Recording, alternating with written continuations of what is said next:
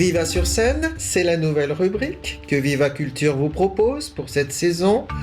Il s'agit d'entretiens après un spectacle avec un artiste, un metteur en scène ou un comédien. François Burlou, bonjour. Bonjour Isabelle. Alors, nous nous rencontrons après le spectacle mis en scène par Olivier Lopez qui s'intitule « Augustin Malle n'est pas un assassin ». C'est un texte qui a été écrit par Julie Douard, qui est professeure de philosophie, je crois. Absolument, un texte qu'elle a écrit il y a une quinzaine d'années déjà. Voilà, et vous en êtes l'unique comédien. Voilà, c'est un seul en scène, donc j'incarne ce personnage d'Augustin Malle qui n'est pas un assassin et qui pour autant n'est pas vraiment recommandable. Oui, effectivement. Alors, je crois que ce qui a frappé les spectateurs dès qu'on vous voit, effectivement, peut-être c'est la voix. Est-ce que vous avez été choisi sur votre voix? Parce que vous êtes connu, je crois, par votre carrière, oui, aussi sur la voix. Oui, je suis connu aussi sur la voix. Souvent, les gens me reconnaissent dans la rue par la voix, en fait, parce que je fais toujours beaucoup de spots publicité audio, puis j'ai une voix un peu nasillarde, voilà, de comédie. En fait, c'est Julie Douard et Olivier Lopez, quand ils ont décidé de monter ce texte, qui au départ n'est pas un texte de théâtre, qui est vraiment un roman qu'elle avait écrit il y a une quinzaine d'années donc, et qui est édité chez POL, ils ont décidé d'en faire un objet de théâtre, enfin en tout cas d'essayer, parce qu'ils ne savaient pas si ça pouvait être incarné sur scène. Le texte est très littéraire, et ils avaient pensé à plein de comédiens, dont des comédiens connus, et un jour, Julie a dit à Olivier, mais il y a un gars qu'on voit à la télé qui me fait beaucoup rire, mais je sais pas pourquoi, je pense que lui, il pourrait être tout à fait dans l'incarnation de cet Augustin.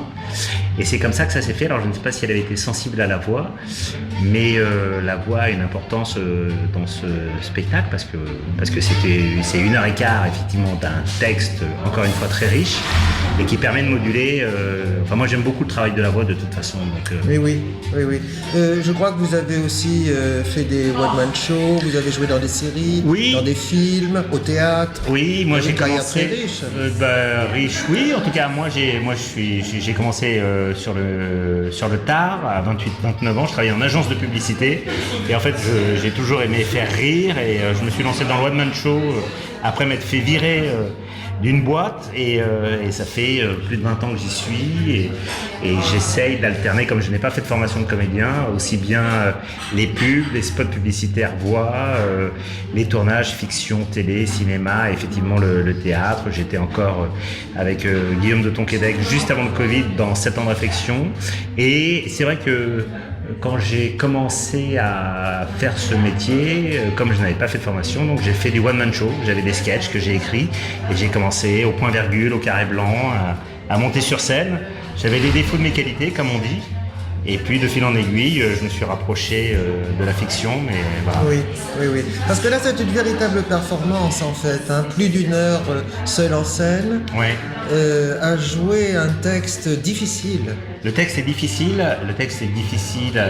à apprendre, parce que c'est encore une fois une œuvre très littéraire qui était faite pour être lue, pas obligatoirement parlée. D'ailleurs, au départ, quand on s'est rencontrés avec Olivier et Julie, et qui m'ont proposé ce texte, moi je l'ai lu, j'ai fait waouh, donc j'ai relu une deuxième fois dans la foulée, j'ai refait waouh, Oui. et on s'est posé la question de savoir si on pouvait l'incarner. Donc je leur ai dit, écoutez, donnez-moi 15 jours, je vais apprendre le premier chapitre, et puis je verrai si ça peut être raconté comme un récit, si ça peut être vulgarisé, si ça peut être audible, ou si c'est impossible et qu'on en fait une lecture. Et puis finalement, on s'est rendu compte que je pouvais mettre les mots dans ma bouche et que ça, voilà, c'est oui comme un récit en fait, un témoignage d'un type qui se raconte. Oui, donc c'est ça. On a continué à. C'est ça. J'ai continué à apprendre le texte. Après, je me suis dit, mais t'aurais dû mal le faire parce qu'on serait resté que sur une lecture. Parce que c'est un bouquin un peu conséquent à apprendre, Oui. mais c'est aussi le travail. Donc voilà. Oui, et alors évidemment, ce qui nous frappe également, c'est que c'est un personnage extrêmement ambigu. Ah ben, c'est un personnage qui est très ambigu, c'est quelqu'un que l'on connaît, qu'on a rencontré. C'est un type qui au départ dit que lui, il aime bien la familiarité. Alors la familiarité, c'est un peu le côté, oui, je peux mettre une main aux fesses à ma concierge, bon voilà. Donc un peu le lourdeau, voilà. Et au fil du récit, on s'aperçoit que il est dans une grande détresse et solitude affective. et que c'est pas simplement le lourdeau qu'on peut croiser, le mec un peu comme ça qui n'a pas de règles et qui aurait tendance un peu à faire ce qu'il a envie. C'est quand même un prédateur en fait. Et comme dit si bien Julie Douard, Augustin Malle, il veut pas faire du mal, il veut juste se faire du bien. Et à partir du moment où on part du postulat qu'on veut pas faire de mal mais juste se faire du bien, il en oublie un peu l'altérité. Et donc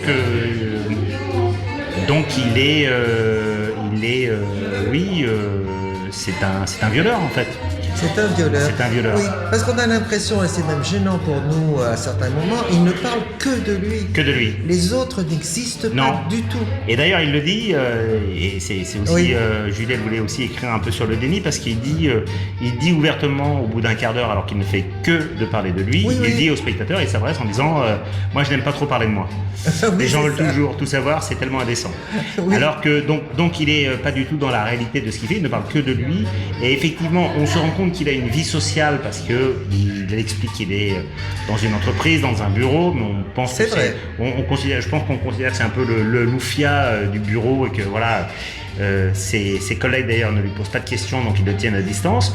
On voit qu'il a une vie sociale, il a une concierge, des voisins, etc. Il Oui, va dans oui. un centre, dans un groupe de parole, donc il est entre guillemets intégré socialement, et en même temps il a chassé une proie qu'il a trouvée et il se croit amoureux alors qu'il drogue la femme, donc il est dans un déni de réalité de l'autre.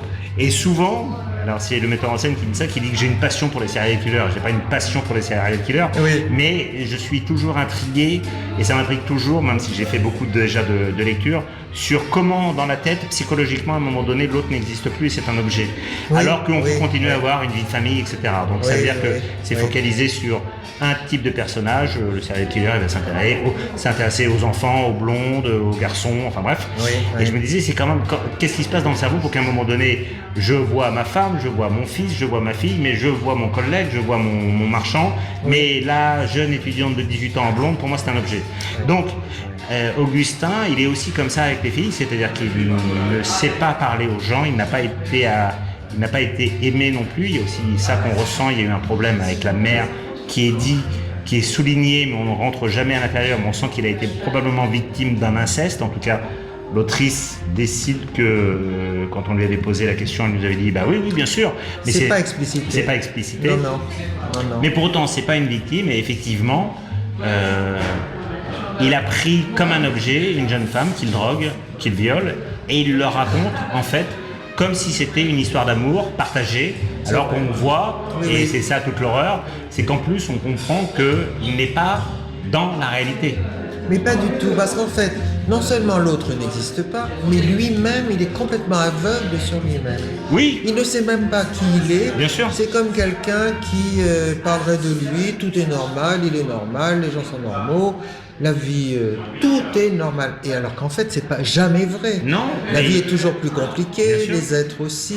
mais il a un ego surdimensionné, et je pense qu'il compense avec l'image qu'il a de lui tout ce qu'il n'a pas reçu de l'extérieur. Donc il se voit le plus beau, il Oui, croit c'est ça, c'est une image d'ailleurs complètement fausse. Ça, vous tout le à fait. trouvez très bien. Il croit aussi. il croit que son corps est un bijou, alors que moi j'y prête mes traits, et bon voilà, malheureusement mon corps n'est pas un bijou, je crois qu'il n'a jamais été. Mais donc il s'auto-flatte, il s'auto-rassure, et c'est presque vital, parce que sinon, comme personne ne le fait, qu'est-ce qu'il lui resterait à part le suicide? Ah S'il oui. se rendait compte que sa condition, c'est la condition d'un pauvre gars qui a sûrement été victime de sa mère, le père, on n'en entend jamais parler, donc Non. on pense qu'il est absent, et qu'il n'a aucun succès, et que c'est un gros lourd, et qu'il se passera jamais rien dans ta vie, donc mets-toi Oui. une balle, bah, plutôt que d'avoir le courage ou la lâcheté, Oui. peu importe, Oui. de passer à un acte qui le supprimerait, mais qui en tout cas permettrait à la société d'avoir Oui. un monstre en moins, Oui. eh bien non, il s'auto-congratule, et il se voit très beau, très amoureux, très Et alors, il a très des supérieur. obsessions. Il a des obsessions. Il a- L'obsession, évidemment, du sexe, Du mais sexe. aussi de la propreté, Du sexe, de la propreté, de la douceur, il collectionne les slips. Il collecte. C'est ça. Il commence une collection de slips. slips. Il est très à cheval sur la propreté dans son appartement et lui-même. Oui. Il y a un côté clinique en fait. Il y a un côté, oui. Il y a un côté très clinique, et maniaque, donc du coup un côté aussi obsessionnel. Mais d'ailleurs souvent je pense au serial killer parce qu'effectivement je m'en suis pas inspiré pour créer ce personnage, mais comme ça m'intéresse, je regarde beaucoup sur Netflix, il y a des reportages, etc. Et ils ont quand même toujours, de toute façon, toujours un rapport au corps qui est très, oui, névrotique. Et il y a quelque chose de l'ordre de l'élimination, enfin de la toute-puissance, de la toute-jouissance et de l'élimination des traces, donc il y a quelque chose qui est lié au corps, il y a comme ça une recherche de virginité, enfin on peut après passer du temps à philosopher. Vous jouez aussi les stéréotypes, par exemple quand il veut faire l'homme, alors là vous avez des attitudes viriles, soi-disant viriles, oui, parce qu'en fait, vont poser le mec. Il capte aussi, il essaie d'imiter les hommes, mais c'est-à-dire qu'il a une vision de la femme qui est extrêmement réductrice. Oui. Et pareil pour l'homme, parce qu'il pense que l'homme, en fait, c'est binaire. L'homme, c'est un macho, et la femme, elle doit tout recevoir, elle profite de tout. Et donc, du coup, pour essayer d'être un mec, il regarde les figures masculines des mecs qui se veulent un peu virils, macho, donc c'est très ridicule. Donc il est très ridicule, mais lui, je pense qu'il a une forme de bêtise aussi, mais lui a l'impression qu'il est devenu un mec parce que voilà. Et il y a une phrase qui est très importante qui m'a sauté en fait, ça fait 45 fois que je le joue, mais qui m'a sauté à l'esprit il n'y a pas si longtemps, c'est qu'à un moment donné il dit à la fin, plus que jamais, comme il est censé être dans une relation amoureuse, ce qui n'est pas le cas, plus que jamais je me vois comme une véritable personne. Et je crois que son obsession c'est d'être comme tout le monde. Et le problème c'est qu'il ne l'est pas, mais je pense que c'est la clé de sa névrose ou psychose, je ne sais pas. Il voudrait être comme tout le monde, et donc, n'ayant pas les armes pour le faire, eh ben, il prend des exemples de machos. Je pense que s'il regarde les hommes, il va regarder de long, en se disant un homme c'est comme ça, une femme il va regarder, voilà. Et donc on va lui dire mais en fait c'est pas comme ça que ça se passe. Et il aurait aimé être une femme. Il aimerait être une femme. Pas l'idée qu'il se fait d'une femme. Oui, c'est-à-dire qu'à la fois il haït les femmes et en même temps il est jalouse secrètement, et plus que secrètement puisqu'il le dit. Pareil pour les hommes d'ailleurs, on comprend aussi que probablement il a des penchants homosexuels. Notamment avec le quand fait il parle de la piscine, de la piscine et puis de ses fesses et voilà, bon, voilà, il y a des... Donc, mais il est de toute façon il est dans un antagonisme permanent, c'est-à-dire qu'il hait et il désire. Il voudrait ressembler à des hommes et en même temps il les hait. Il voudrait pouvoir être aimé des femmes et en même temps il les hait. Et en même temps il trouve que les femmes elles ont tout. Et probablement qu'il voudrait être une femme et en même temps il est très fier d'être celui qu'il est. Donc c'est un garçon qui a un vrai problème de personnalité. Oui, une forme d'autisme sans doute. Mais ce qu'il y a, c'est que pour nous, l'évolution du texte est très subtile. Oui. Parce qu'au départ, on est quand même un peu alerté par la première phrase qui a l'air décalée par rapport à ce dont on se doute. Oui. On se dit, il dit autre chose que ce qu'il dit. Oui, parce que la première phrase qui est, on ne va pas déflorer le spectacle, mais on peut la dire, qui est « Il n'est aucun genre de familiarité qui tienne bien longtemps dès qu'il s'agit de l'exprimer sur un lieu de travail ». Donc il explique tout de suite que sur son lieu de travail, il ne peut pas se laisser aller à la familiarité. Et évidemment, dans un bureau, la familiarité n'a pas lieu d'être, et d'ailleurs sûrement qu'elle a lieu d'être nulle part, mais parce qu'elle est dérangeante. Mais donc on se dit, tiens c'est bizarre, c'est quoi ce raisonnement parce qu'en fait, donc il est vraiment à côté de la plaque du début à la fin, et il le vend comme un truc genre c'est pas normal, et c'est les autres probablement qui ont un problème. Et donc au départ on se dit, tiens il a un problème, mais peut-être parce que c'est une sorte de neuneu. Et en fait, on comprend que de ce problème-là, il est alimenté par une force qui est plus machiavélique et que de tout ça, il s'auto-argumente pour se dire les autres ne comprennent rien, donc j'ai raison d'être comme ça, et s'il faut que je sois violent et que j'aille chercher ce dont j'ai besoin, c'est ça. En fait, on évolue très très lentement. On est comme dans la position de... Je dirais pas un analyste parce qu'à ce moment-là on aurait des grilles de lecture et de compréhension et d'interprétation, donc on les a pas. Mais il faut être très attentif et on s'aperçoit petit à petit que en fait c'est très violent et ça devient de plus en plus au début violent. D'ailleurs, au début plutôt il y a plutôt des rires d'ailleurs. On se demande qui il est. Il est plutôt grotesque. Tout à fait. Donc et un grotesque un peu assumé parce qu'il raconte des choses qui ne le mettent pas en valeur non plus. Et au fur et à mesure, effectivement, on glisse vers la perversion, voire l'horreur. Et puis ensuite, ça redevient à la fin d'ailleurs à quelque chose d'un peu violent, agressif. Il est en colère.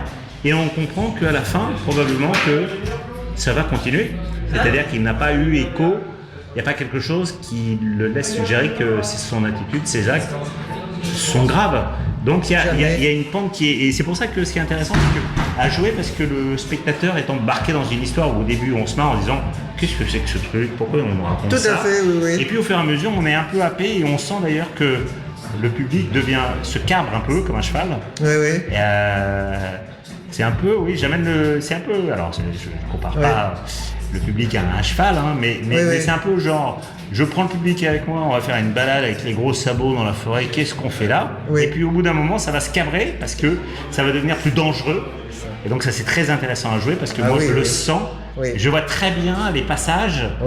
Je sens très bien à quel moment ça glisse. Et d'ailleurs, je le sens à l'écoute du public. Le silence, les rires se font un peu moins. Après, il y a de nouveau des rires à la fin. Mais d'ailleurs, souvent, c'est ce que je vous disais tout à l'heure avant l'interview, c'est qu'il y a les spectatrices qui m'ont déjà dit en sortant on est désolé d'avoir ri tellement finalement l'effroi qu'elles avaient vécu après aurait dû effacer, mais je dis mais non, mais c'est normal aussi de rire parce que c'est cathartique et qu'on a aussi besoin de rire pour se dire c'est une manière de tenir un peu à distance quelque chose qu'on ne comprend pas, le rire aussi, je crois. Oui, mais le personnage effectivement nous complique un peu la tâche. C'est formateur pour nous. Pas seulement dans l'écoute, mais aussi dans la révélation progressive, dans la compréhension progressive. On est là en train de découvrir au fur et à mesure. Parce qu'il se révèle. C'est pas mal pour nous. Parce qu'en fait, il se révèle au fur et à mesure. C'est ça. Et il se révèle toujours dans une sorte de normalité pour lui. Donc c'est ça qui est aussi compliqué parce qu'il continue à raconter tout ce qui lui arrive comme une histoire d'amour, alors que c'est plus du tout ça. Et on découvre de plus en plus qu'il est dans le déni. C'est-à-dire qu'au début, on se dit c'est qui ce lourdeau ? Et à la fin, on se dit waouh, il est dangereux le mec. Et donc il y a quelque chose qu'on suit parce que c'est presque comme si on se disait mais c'est quoi l'étape suivante ? Enfin, quand le spectacle s'arrête, on pourrait se dire mais si on continue encore un quart d'heure, il va ouvrir une caisse, il a tué un enfant, c'est quoi le truc ? Où est-ce qu'on peut descendre dans l'horreur ? C'est vrai. Et donc ça, c'est très intéressant à jouer parce que je sais que même si les gens rentrent pas tout de suite dans l'histoire, ce qui est plutôt quand même le cas d'une manière générale, enfin, et puis c'est aussi à moi de faire en sorte que, mais il y a un moment donné où les gens ne peuvent pas décrocher. C'est ça. Oui, c'est vrai. Et la preuve en est, c'est que par exemple, ça fait une quarantaine de fois que j'ai joué et j'entends des fois des « Oh, quelle horreur !» Mais jamais personne n'est sorti de la salle. C'est-à-dire que les gens sont très bouleversés et en même temps, je crois que c'est comme si les gens avaient envie d'aller quand même jusqu'au bout, de se dire « mais c'est comme un truc un peu addict de se dire mais en fait jusqu'où ça peut aller Et donc les gens ne sortent pas de la salle. Alors que moi je m'attendais, notamment quand j'ai joué là au Festival d'Avignon, j'ai fait 20 représentations, je me suis dit, je voyais qu'il y avait des gens qui pouvaient être gênés, et je me suis dit, il y a des gens, ils vont sortir, ils vont se dire, oh là là, mais j'ai pas envie d'entendre ça. Et bien les gens, ils restent jusqu'au bout. Je trouve que le plus gênant, c'est en fait toute la première partie où il nous paraît presque normal. Mais on se dit, oh, je suis pas venu pour écouter. C'est vrai, vous avez raison. Finalement, il est trop banal, lui.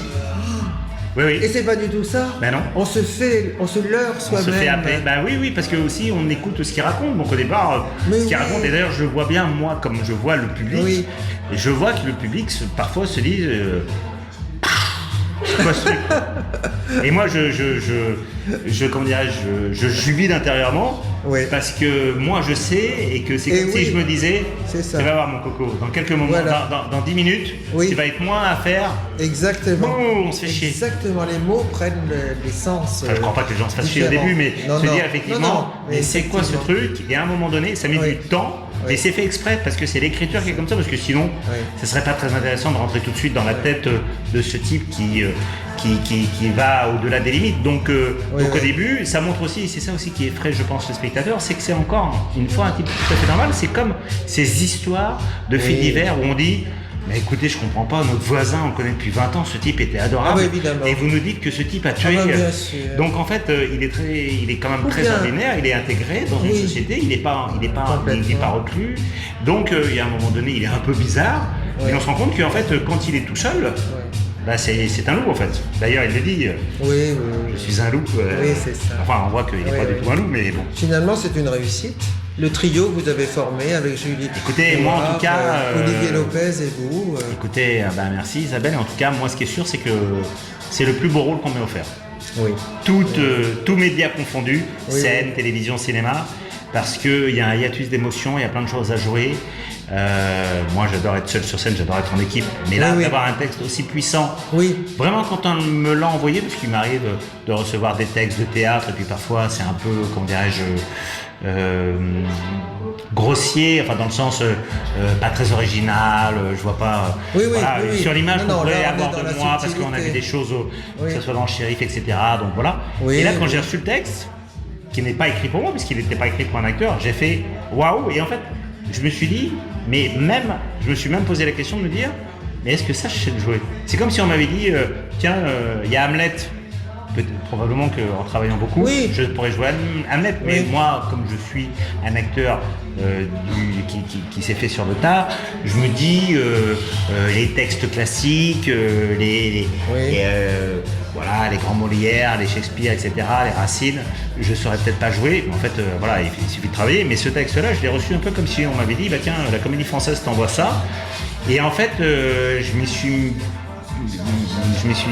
j'ai pris le texte à bras le corps et je me suis dit le challenge il est super et c'est un gros kiff de le jouer sur scène en fait. Oui, et C'est je un vrai crois gros que aussi peut-être il est tout à fait d'actualité. Complètement, parce qu'en fait ce texte a été écrit il y a 15 ans, mais ça dit aussi des choses sur le rapport homme-femme qui a évidemment Bien sûr. évolué depuis 15 ans. Oui, ça c'est sûr. Parce Oui. que lui, il faudrait lui apprendre à Augustin que quand c'est non, c'est non. Oui, mais bien bon, lui, sûr, bien mais il y a effectivement. Donc, je suis tout à fait d'accord avec vous. C'est effectivement un texte très moderne, d'actualité. Enfin, 15 ans, c'est pas non plus très vieux, mais qui en plus aujourd'hui, je pense que dans le public, il y a aussi une écoute très particulière parce que on parle beaucoup de ça en ce moment Bien sur sûr. C'est les vrai. hommes notamment. Enfin, C'est en vrai. général, les hommes Oui, oui. qui abusent de leur pouvoir et qui vont, tous les jours on a des histoires, oui. que ce soit des politiques, Oui. des gens connus ou des gens lambda qui vont Bien aller... sûr. Ça, oui, voilà. sur le mouvement MeToo, je suis tout à fait d'accord avec vous, mais pas seulement, je crois que c'est aussi sur l'utilisation du langage, Oui. avec le populisme où les mots n'ont plus leur sens, Oui, c'est vrai. et où justement il faudrait décrypter, voir ce qu'il y a dessous, Oui. et dessous, il y a la violence d'Augustin Malle. Oui, il y a la violence, il y a la pauvreté affective, le fait d'être tout seul, et on Oui.